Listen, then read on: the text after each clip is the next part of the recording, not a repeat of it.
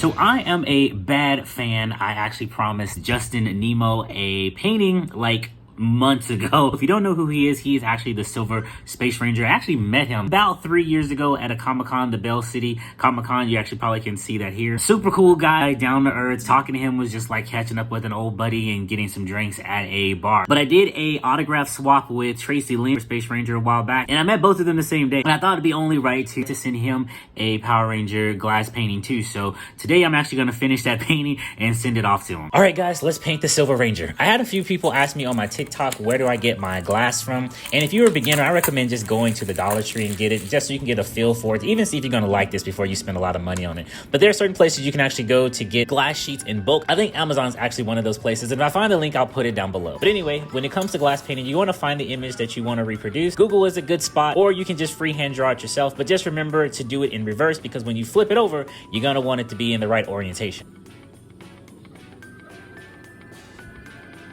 When it comes to outlining these glass paintings, the pens I like to use are the oil-based Sharpie brand. They've been the best ones so far. And the thing I like about them most is they dry really quickly, so when you start painting, they won't smudge. I got a pack of 4. It ranges everywhere from the extra fine tip all the way to the fat tip in case you have a larger area that you need to outline. But once the entire figure is traced, we're moving on to my favorite part, which is painting. I've been using quite a few different paints when it comes to these reverse glass paintings. I found Liquitex is probably the best brand. I know Apple Barrel as well as Master Touch is another brand that you guys might be able to use if you want to save a little money.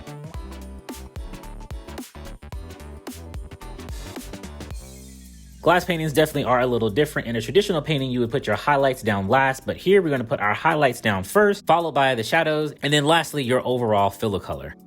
A few of you may be wondering why the Silver Ranger is one of my favorite Power Rangers. Well, his introduction to the team reminded me a lot of one of my favorite superheroes of all time, Captain America. Cap was frozen in a block of ice. The Silver Ranger was frozen in a cryogenic chamber. The team revitalized him. He joined the team and became a super powerful force, and they called him one of the most powerful Rangers in the galaxy. So with that kind of connection, it's hard for me not to be a fan of the Silver Ranger. The only thing is I wish they used him more. Zhane popped up here and there in a few episodes, but I know Hasbro has some really big plans for the future of the franchise of the Power Rangers. But who knows, maybe Zhane and some of the other Power Rangers will pop up in some future projects.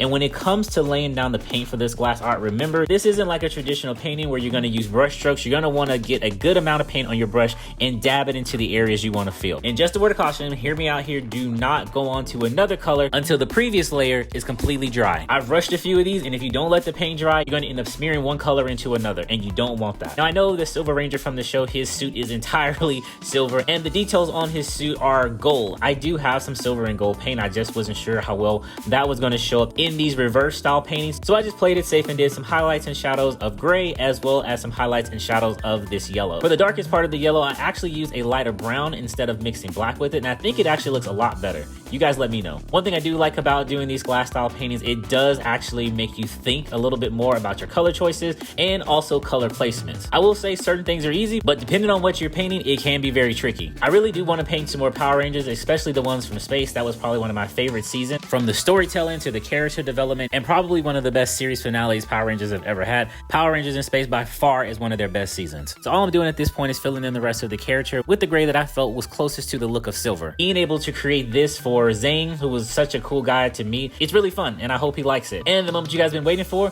the flip. Here is the Silver Space Ranger. Let me know what you think. Let's rock it!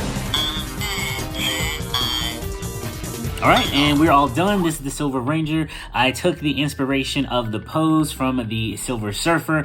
If you don't know who the Silver Surfer is, I don't even know what to tell you at this point, but this is the Silver Ranger from Power Rangers in Space. I actually really like the way these reverse style glass paintings are coming out. It looks a mess on the back, but the front looks very cool, very sleek, and I hope he likes it. We'll send it off to him and see what he has to say. All right, guys, that's it for this video. Hope you like it. I have more paintings coming, so do stay tuned. And for those of you who like customs and crafts, don't think I forgot, I do have a lot more of those coming. So until the next video, guys, hope you stay safe, stay cool, and I'll catch you later. Peace. Zhane? It's really you? Andros?